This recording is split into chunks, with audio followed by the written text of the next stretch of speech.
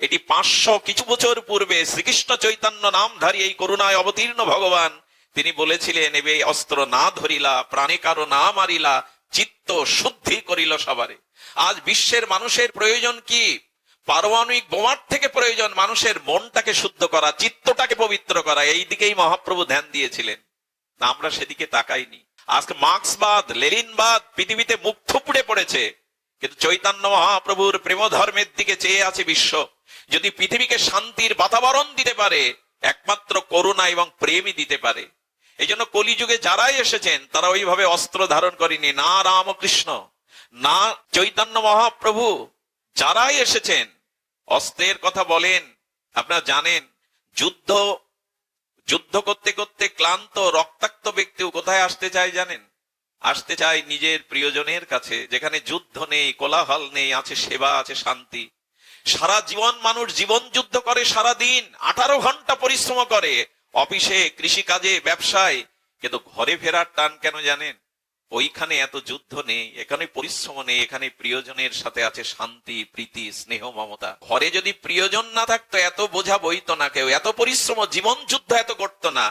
আমাদের মহাপ্রভু সেই বৃন্দাবনের ভজন দিতে এসেছিলেন, এটা প্রেমের ঘর। যুদ্ধ তো চলছে সংসারে, যুদ্ধ তো চলছে পরিবারে, সমাজে, রাষ্ট্রে, কিন্তু ভগবত ভজনই একমাত্র শ্রীধাম বৃন্দাবন, শ্রীধাম নিকুঞ্জ মন্দিরের এই সেবা, এই প্রেম, এই ভগবত ভজন, এটাই তোমার প্রেমের ঘর। এখানে তোমাকে আসতে হবে।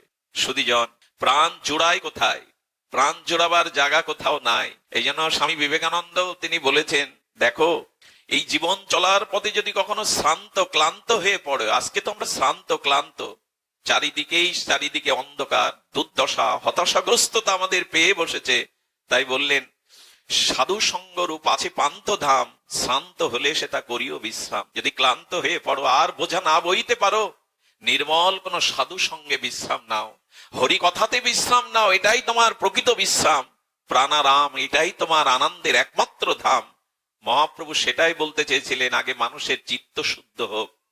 যতদিন চিত্ত শুদ্ধ না হবে ততদিন সেই মানুষ জগতের কল্যাণ কেন নিজের কল্যাণও করতে পারবে না। তাই এবে অস্ত্র না ধরিলা, প্রাণে কারো না মারিলা, চিত্ত শুদ্ধি করিল সবারে। রাম আদি অবতারে ক্রোধে নান অস্ত্র ধরে, অসুরের কলির সংহারে। কিন্তু এবার নিত্যানন্দ প্রভুর করুণা দেখুন, মহাপ্রভুর করুণা দেখুন। হেন পাপ নাই জগায় মাধায় করেনি, কিন্তু তার কাছে গিয়ে বললেন, আয় বুকে আয়, তোদের পাপ তাপ নেওয়ার জন্যই তো করুণায় অবতীর্ণ হয়েছি। আজকে এই দয়া শূন্য পৃথিবী, এই করুণা শূন্য পৃথিবী, আর শুধু প্রতিশোধ স্পৃহার পৃথিবী, পৃথিবীকে পুড়িয়ে দাবানলে দগ্ধীভূত করছে। কোথাও ক্ষমা নেই, কোথাও প্রেম নেই, কাউকে ক্ষমা করে বুকে টেনার মতো করুণা আজ বিশ্বের মানুষের অভাব। এই জন্য গৃহ, পরিবার, রাষ্ট্র, বিশ্ব জ্বলছে এই কারণে। ক্ষমা নেই, করুণা নেই, কৃপা নেই, আছে শুধু দৌড়দর্শন আর প্রতিশোধ স্পৃহা। প্রতিশোধ কখনো শান্তির হতে পারে না, এটাই মহাপ্রভু তার লীলা চরিত্রে দেখাতে এসেছিলেন। নিত্যানন্দ প্রভুকে খুব তাত্ত্বিক ব্যাখ্যা করেছেন আমাদের ভাগবত আচার্যগণ। এই বটবৃক্ষ হলো ভগবান শঙ্করের প্রতীক, আর অশ্বত্থ হলো ভগবান বিষ্ণুর প্রতীক। এই জন্য বৈদিক সনাতন ধর্মে এই অশ্বত্থ বটকে এত বহুমানন করা হয়েছে, তাদের অর্চন আরতি পূজা করা হয়েছে। আর এই বটবৃক্ষের আরেকটি তত্ত্ব হলো, ইনি বিশ্বাস রূপী। বটবৃক্ষ মানে বিশ্বাস।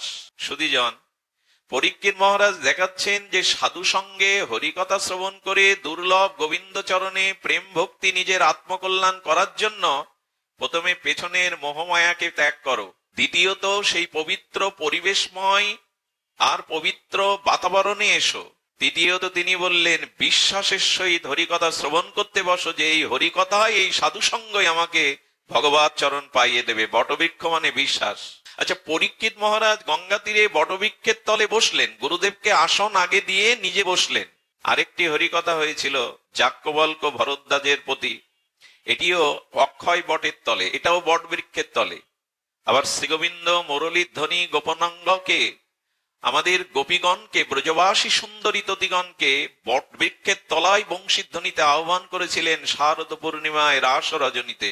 সব বট, এই জন্য ওই বটটার নাম হয় বংশী বট। গোবিন্দ যদি আম্রবৃক্ষের তলায় বসে বংশীধ্বনি করে গোপাঙ্গনাদের ডাকতেন, তাহলে ওটা হলো বংশী আম হতো, বংশী বট হতো না। আসলে এখানে আমার বলবার অভিপ্রায় হলো, বট বৃক্ষ মানে বিশ্বাস। এই যে ভগবানের নাম রূপ লীলা কথা সাধুমুখে শ্রবণ করছেন, এর প্রতি অটুট আস্থা, অটুট বিশ্বাসের যদি শ্রবণ করতে পারেন, তখনই এটা ক্রিয়া করে। আমাদের বিশ্বাসের অভাব, আস্থার অভাব, আছে তর্ক, আছে অনাস্থা। এই জন্য বিশ্বাসের ছায়াতলে যতদিন না আসতে পাচ্ছি, শুদ্ধতাকে যতদিন, শ্রদ্ধাকে নাবারণ করতে পাচ্ছি, ততদিন আমাদের অভিশাপ মুক্তি হবে না, কল্যাণ মুক্তি হবে না। এই জন্য পরীক্ষিত মহারাজ এর পরে আর কোনো কাজ করেননি। আপনার প্রয়োজন হৃদয়ের শুদ্ধতা, আপনার প্রয়োজন কি না বিশ্বাসের ছায়ায় বসা। এর পরের একটাও কাজ পরীক্ষিত মহারাজ করেননি। না সুখদেব ভগবানকে আহ্বান করেছেন, নিমন্ত্রণ করেছেন, তিনি আপনিতেই এসে গেছেন, কারণ আসন আগেই পাতা ছিল। যারা শ্রদ্ধার সহিত, বিশ্বাসের সহিত হৃদয়ে ভগবান সদ্গুরুদেবের জন্য আসন পেতে রাখে, সেই গুরুদেবকে, সেই অনাদিরাদি ভগবানকে নিমন্ত্রণ করতে হয় না। ওই শ্রদ্ধা বিশ্বাস আসনে তিনি নিজেই এসে বসেন, অন্য কারো প্রয়োজন হয় না। সুখদেব ভগবানকে নিমন্ত্রণ করতে হয়নি, উনি এসেই বসেছিলেন।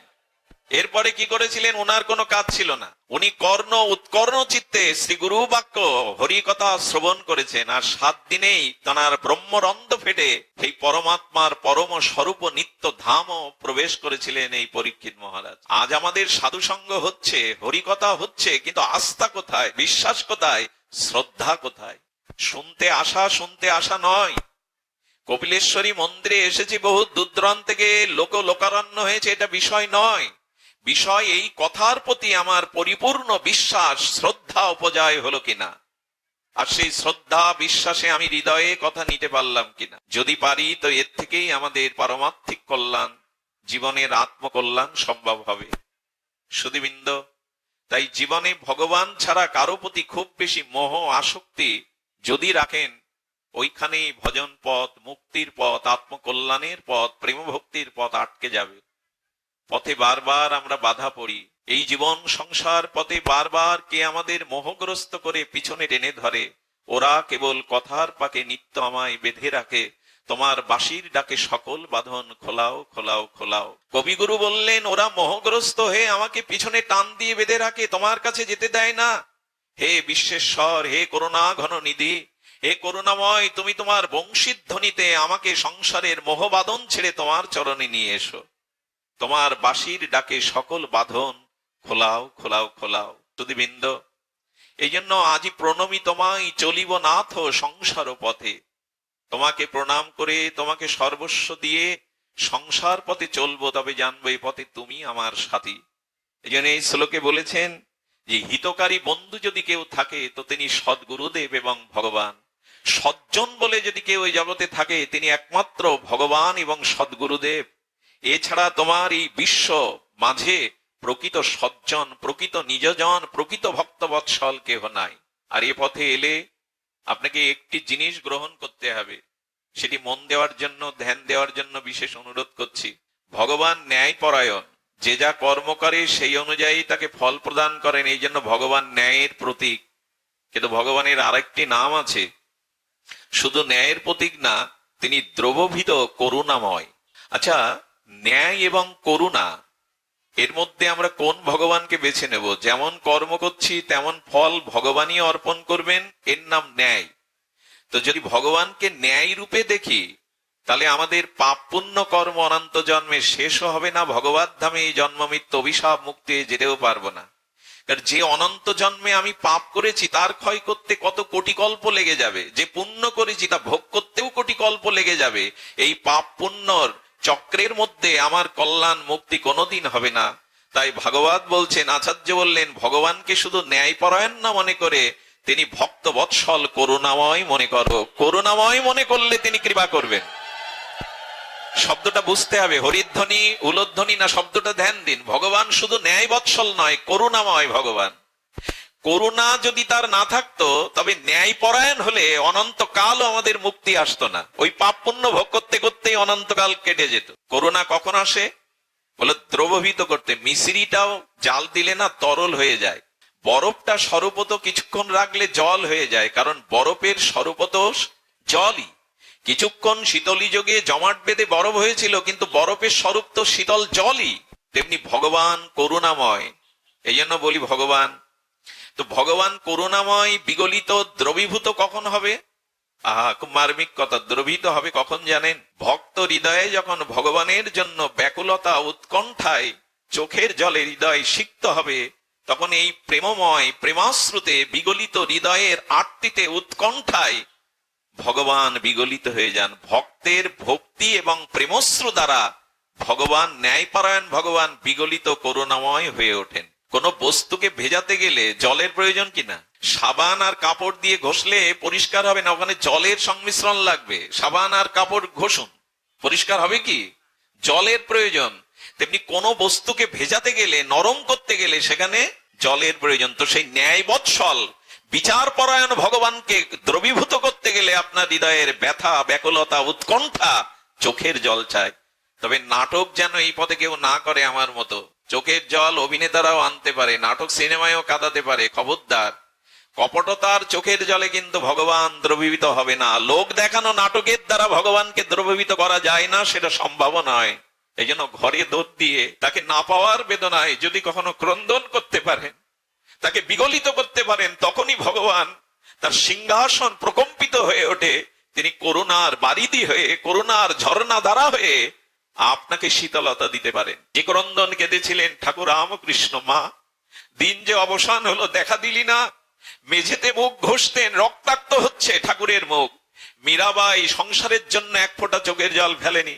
তার গিরিধারীকে পাওয়ার জন্য সারাটা জীবন কেঁদেছেন আপামর চৈতন্য মহাপ্রভু।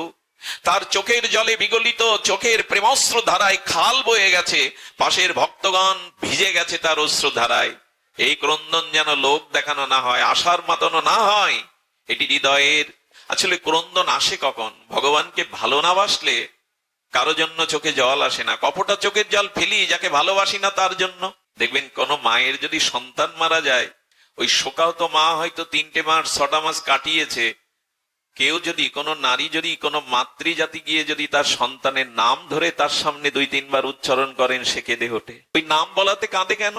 ওই নামের মধ্যে ওই সন্তানের বাৎসল্য, স্নেহটা এখনো মাখানো আছে। প্রিয়জন হারায় গেলে, স্বামী হোক পুত্র হোক, সমাজ পরে সেই পুত্র স্বামীর নাম তার সামনে বলবেন, দেখবেন ওই মা চোখে জল সজল হয়ে যাবে, প্রিয়জনের কথা মনে পড়ে। ভালো না বাসলে কারো জন্য চোখে জল আসে, ভালো না বাসলে তা কারো জন্য হৃদয় দ্রবীভূত হয়। তো ভগবানকে যখন আরতি, প্রেম, ভালোবাসা, অনুরাগ যাবে, তখন এই চোখের জলে ভগবান দ্রবীভূত মুক্ত হয়ে কি করবেন জানেন? অনন্ত কোটি জন্মের পাপ ওই বিগলিত করুণা ধারায় ধুয়ে দেবেন। ওইটা অনেক জন্ম লেগে যাবে, কল্প থেকে কল্পান্তরে চলে যাবে। আইসিইউতে ভর্তি, তিনি সংকটাপন্ন অবস্থা, একটা ছোট্ট বাচ্চা ছেলেকে রেখে চলে আসা, এখনই দৌড়াতে হবে। যদি বলেন এই কথা আমাদের সাথে বলছো কেন? বলছে এই কারণে আমি উপলব্ধি করছিলাম ব্যথা নেওয়ার সংসারে ভগবান ছাড়া কেউ নেই। ওনাকে যখন যন্ত্রণা কাতর হতে দেখি, আচ্ছা বলতে পারেন সারা জীবন আমরা যে অর্থ বিত্ত সংসার গড়লাম, এটা এক সময় কাজে লাগবে না, ইহ জগতেই কাজে লাগবে না। তার একটা দৃষ্টান্ত শুনুন, আমি উপলব্ধি করেছি তাই আমি বলছি। উপলব্ধির কথা হলো, বোম্বেতে এক গ্রামের একজন কৃষক গিয়ে প্রথমে কুলিগিরি করে। এই কুলিগিরি করতে গিয়ে বোম্বের কুলিদের সর্দার হন, আর সর্দার হওয়ার পরে, বহু ইউনিয়নের নেতা হওয়ার পরে ধীরে ধীরে তার অর্থ, ধীরে ধীরে তার প্রাচুর্য বাড়তে থাকে। 5000 কর্মচারীকে খাটান ওনার ফ্যাক্টরিতে। উনি বোম্বের আলিশান বাড়ি করেছেন সমুদ্র তীরে, গাড়ির সংখ্যাও কম নেই, কিন্তু মনে পড়েছে গ্রামের বন্ধুর কথা। সেই ছোটবেলায় কৃষি কাজ করতো, খেলা করতো, কারণ ছোটবেলার বন্ধুর কথা, সকার কথা ভোলা যায় না। ওকে চিঠি দিয়ে নিয়ে এসছে বোম্বে, এসে বলছে দেখ আমার অবস্থা দেখ, কিন্তু এখনো তোর গায়ে মাটির গন্ধ বেরোচ্ছে, ময়লা জামা কাপড় আর সেই কৃষিকাজের মাটির গন্ধ তোর করলিটা কি সারা জীবন, আমাকে দেখ। বিস্ময়কর চোখে যখন তার গল্প শুনছে, তার উন্নতির গল্প, প্রাচুর্যের গল্প, তখন বলছে বন্ধু তুই মূর্খই থেকে গেলি, কিছুই করতে পারলি না, তোকে কি পুরস্কার দেব? 10 ইঞ্চি একটা দামি লাঠি ওর হাতে ধরিয়ে দিয়ে বলছেন, তোর থেকে ঘোর মূর্খ জগতে পাবি, এই লাঠিটা তাকে দিস। বন্ধুর কাছ থেকে বিদায় নিয়ে 2 দিন থেকে চলে এলো। 1 মাস পরে একটা টেলিগ্রাম এলো, তোমার বোম্বের বন্ধু মৃত্যু শয্যায়, মায়াবতী হাসপাতালের বেডে কাতরাচ্ছে, চলে এসো। বন্ধুর কাছে গিয়ে বলছে, বন্ধু তোর অনেক আলিশান বাড়ি না, ওগুলো কি করবি? আগে জানতাম না যে এক সময় এই 4 হাত বেডই আমার শেষ সজ্জা, ওই বাড়িতে আমাকে এখানে নিয়ে আইসিইউ থেকে নিয়ে যেতে দেবে? আচ্ছা আমার গাড়ি অনেকগুলো, বিদেশি গাড়ি, অথচ হুইল চেয়ার ছাড়া এখন আমার বসবার অবকাশ নেই। জানিস ব্যাংকে অনেক টাকা, কিন্তু আমার সামনে এখন ওই টাকা অলংকার সোনা ধরলেও, আচ্ছা ওই সময় কাজে লাগবে তো? একজন অসুস্থ আইসিইউ রোগীর সামনে টাকা ধরুন, ব্যাংকের সোনা দানাগুলো এনে তার সামনে দিন, এই জগতেই তো কাজে লাগবে না, এই জগতের সম্পদ তো পরকালে কি লাগবে কাজে? এই জগতেই তো লাগছে না। এরপরে দেখুন, এত এত অর্থ বিত্ত প্রাচুর্য, কিন্তু মুখে স্লাইন ছাড়া দেওয়ার আর কিছু আজ পেতে পারবে? ভালো কিছু খাওয়ার ইচ্ছা থাকলে সে পারবে? আচ্ছা বলুন, তার স্ত্রী পুত্র কন্যা যারা ওখানে দাঁড়িয়ে, তার বুকের যে যন্ত্রণাটা, তার তার যে ভেতরের রোগের যন্ত্রণাটার ভাগ কে নেবে বলুন? হ্যাঁ, তারা স্বার্থ, তাদের দেওয়া নেওয়া আছে, তারা কাঁদবে, চোখের জল ফেলবে, ডাক্তার ডাকবে, চেষ্টা করবে বাঁচিয়ে রাখার জন্য, কিন্তু ব্যথা কেউ নিতে পারে কিনা? বন্ধু তাকিয়ে বলছেন, এই লাঠিটা আমায় দিয়েছিল মনে আছে? ইশারায় বলছে আছে। বলে এটা তুই ধর। ধরার তো শক্তি নেই, বুকের উপরে দিয়ে বললি, সারা জীবন যা করেছিস ভগবানকে ভুলে, সেটা ইহকালে কাজে লাগলো না, পরকালের জন্য তো কিছু করে গেলি না। আরে পরকালের জন্যই তো কিছু করলি না। তাই আমার মনে হয় পৃথিবীতে সেরা মূর্খ তুই নে, এই লাঠিটা তোরই পাও না। আমাদের এই লাঠি ধরতে হবে না তো? সারা জীবন অর্থ যশ খ্যাতি পূজা প্রতিষ্ঠা জোগাড় করে গেলাম, পরকালের মৃত্যুর পরে যে গতি কোথায় হবে এ চিন্তা আদৌ যদি না থাকে, এই জন্য ভাগবত, এই জন্য ভজন, এই জন্য সাধু সঙ্গ, এরা মনে করিয়ে দিয়ে দেয় তোমার মৃত্যুর পরে যে গতি, ওই অন্ধকার পথে কেউ তোমার সাথী নেই, বান্ধব নেই। ওই সময় তোমার ইহকালের এই সৎকর্ম ভগবত ভজনই ওই অন্ধকার পথে দীনবন্ধু হয়ে হাত বাড়িয়ে কেউ বলবে, আয় ঘরের ছেলে ঘরে আয়। অনেক ভূতের বোঝা বয়েছিস, অনেক ভূতের ব্যাগার খেটেছিস, আয় ওই মহা সিন্ধুর ওপার থেকে কি সঙ্গীত ভেসে আসে। ওরে আয়, এখানে জ্বালা নেই, মালা নেই, এখানে চির বসন্ত, এখানে জরা ব্যাধি মৃত্যু তোকে স্পর্শ করবে না। আয় সেই মধুময় আনন্দ নিকেতনে, এখানে জন্ম মৃত্যু জরা ব্যাধি বলে কিছু নেই। সেখানে যাওয়ার প্রয়াস আছে তো আমাদের। মৃত্যুর পরে সেই শুভ গতির যে পথ, যিনি হাত ধরে বলবেন আয় ঘরের ছেলে ঘরে আয়, কই তার কথা মনে করি? কই সত্যিই কি পরকালের জন্য, সত্যিই কি নিজের আত্মকল্যাণের জন্য কিছু করছি আমরা? এই জন্য সুধীবৃন্দ, ব্যথা নেওয়ার কেউ নাই এই জগতে। এই জন্য আমি শুরু করেছিলাম যে দিয়ে শ্রীকৃষ্ণ চৈতন্য বিশ্বম্ভর জগত গুরু, ইনি ভক্তবৎসল, ইনি বদন্য, ইনি করুণানিধি। ইনি নিতে পারেন জীবের পাপ তাপ দুঃখ যন্ত্রণা ক্লেশ, ইনি নিতে পারেন। সুধীবৃন্দ, হরিদাস ঠাকুরের বেত্রাঘাত কেউ নেয়নি সেদিন দাঁড়িয়ে, কিন্তু মহাপ্রভু নিজের অঙ্গ পেতে দিয়েছিলেন। ব্যথা নেওয়ার তো তিনিই আছেন, এই জন্য তার আর এক নাম ব্যথাহারী। জীবনে যদি কষ্ট পান, ব্যথা পান, যদি কোনো অন্ধকার সময় জীবনে চলে আসে, দুঃসময়, তখন দেখবেন এই প্রিয়র কথা মনে পড়ে। কারণ সব যেখানে থেমে যায় সেখানে সচল হয়ে ওঠেন তিনি। যেখানে সবাই মুখ ফিরিয়ে নেয় সেখানে করুণার হাত বাড়িয়ে দেন তিনি। যেখানে কেউ কাউকে আর পাশে পায় না সেখানে একমাত্র ভগবানই তার চিরদিনের আপনজন হয়ে দেখা দেন। কিন্তু এই আপনের কথা আজ মনে করার অবসর কই আমাদের? সারাটি জীবন আমরা সংসারের ঘানি টেনে গেলাম। এখানে দায়িত্ব কেউ কাউকে ছেড়ে দেয় না। দায়িত্ব কর্তব্য করুন, ব্যবহারিক জগতে করতে হবে, কিন্তু ভগবানকে ভুলে নয়, নিজের আত্মকল্যাণকে জলাঞ্জলি দিয়ে নয়, নিজের উদ্ধারকে জলাঞ্জলি দিয়ে নয়। বড় ভুল হয়ে যাচ্ছে, ভুল তো অনেক জন্মই হয়ে গেছে, এ ভুল যেন আর না হয়।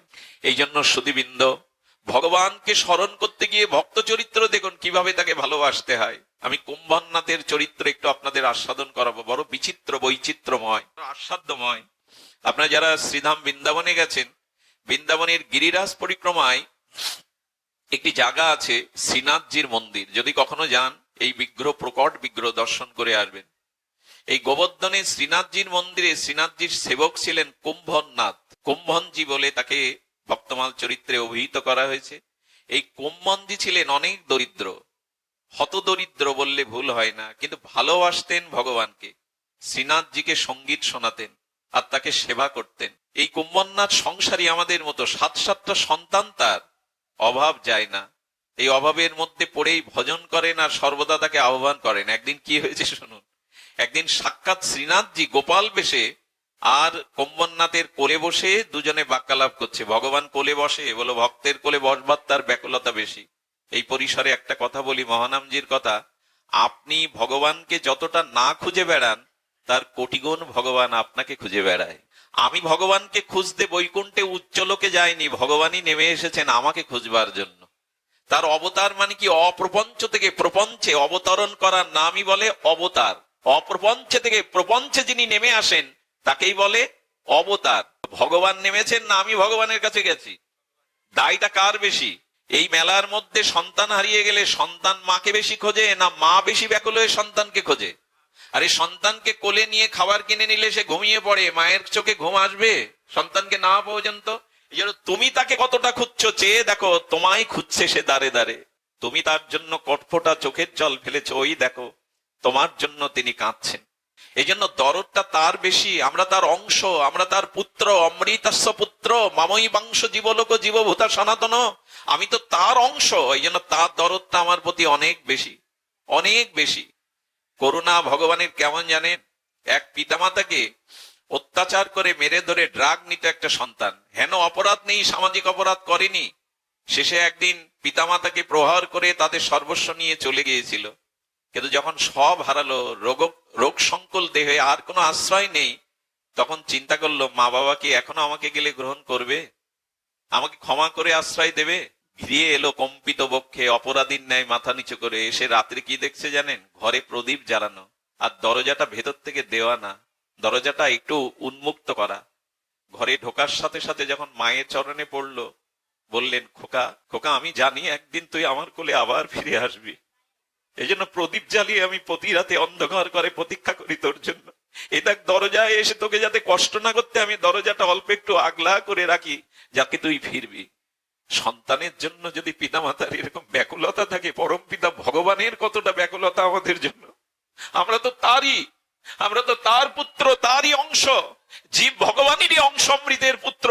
পিতামাতার যদি এত ক্ষমা থাকে সন্তানের জন্য, পরম পিতার কতটা ক্ষমা থাকতে পারে?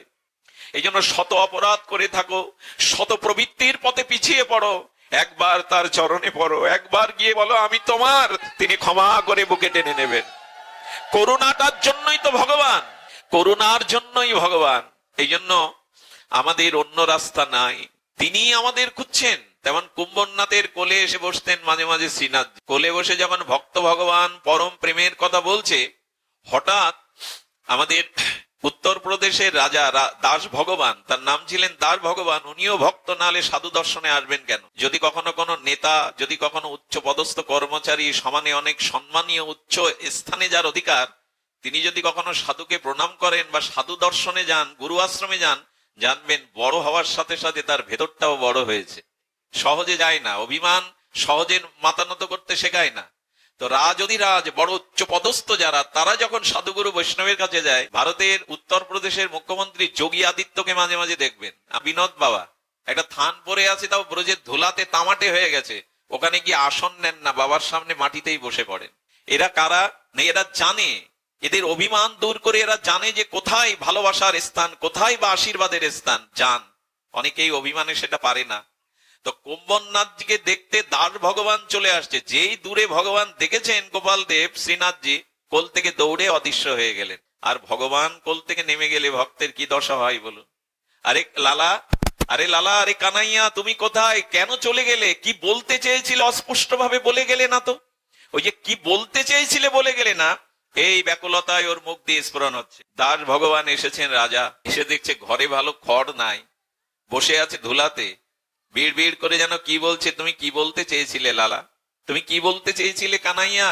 আরে রাজা সামনে এসে, ওদিকে তার লক্ষ্য নেই। রাজা প্রণাম করে বললেন, কুম্ভনাথজি আপনার চরণে প্রণাম, আপনি আশীর্বাদ করুন, আপনার শ্রী দর্শনে এসেছি। রাজা তো সামনে দাঁড়িয়ে বলছেন, মেয়েকে, সন্তানকে বলছেন, বাবা আনতো, আসনটা আন, আর আমি তিলক করব, এই জন্য দর্পণটা আন। কি অদ্ভুত চরিত্র ভক্তের। মেয়েটা ঘর থেকে বলছে, বাবা আসন, ওদের দেশে মেষ বলে, মেষ খা গিয়া, অর্থাৎ মেষ আসন খেয়ে গেছে। দাস ভগবান বললেন, আসন আবার ভেড়া খেয়ে যায়? কি আসন সেটা? আচ্ছা, বলে আমার দর্পণটা দিয়ে যা, তিলক নেব। বলে দর্পণ চিড়িয়া খা গিয়া। চিড়িয়া মানে চড়ুই পাখি, দর্পণ মানে আয়না খেয়ে ফেলেছে। চড়ুই পাখি আয়না খায়? বলে নূতন আসন আর নূতন দর্পণ নিয়ে আয় রে। যেই বলেছে, কিছু ঘাস কাটা ছিল, ওই ঘাসটা রাজার বসবার জন্য বিছিয়ে দিয়েছে। তখন বুঝলেন যে এর আসনের শক্তিও নাই, আসনটা আসলে কিছু ঘাস, ওইটা ভেড়া খেয়ে গেছে। আর কিছু জল এনেছে একটা স্বচ্ছ পাত্রে, বলে দর্পণ চিড়িয়া খা গিয়া। দর্পণ মানে ওই স্বচ্ছ জলে তিলক নিতেন, তো সেই জলটা চড়ুই পাখি খেয়ে গেছে, আবার নূতন করেই জল এনে দিয়েছে। দাস ভগবান বললেন, এত অভাব, ভক্তের এত অভাব। তখন বলছেন, অপরাধ নেবেন না, আমি আপনাকে এই প্রদেশটা লিখে দিতে চাই, এই সম্পদগুলো দিয়ে দিতে যায়, আর আপনার জন্য আমি ট্রাকে করে বা গাড়িতে করে সারা বছর পাঠিয়ে দিয়ে চলে, খবরদার। বরঞ্চ রাজাকে প্রণাম করে বললেন, আপনি এবার আসুন। কোম্বরনাথের ব্যবহারে অখুশি হলেন না, দেখলেন কতটা নিষ্কিঞ্চন। এর পরপরই গোপাল এসে তার কোলে এসে বসেছে। তখনই বলছে, তুমি আমার কোল থেকে নেমেছিলে কেন? বলে, রাজাকে তো আমি প্রেরণা দিয়ে এনেছিলাম রাজা তোমায় কিছু দেবে, তুমি নিলে না কেন? বলে, নেইনি এই কারণে, আজ যদি রাজার কাছ থেকে কিছু নিতাম, তুমি বলো তোমার কোলে বসতে, তুমি আমার কোলে তুমি বসতে না। এই নিষ্কিঞ্চনতাই আমাদের প্রাপ্তির উপায়।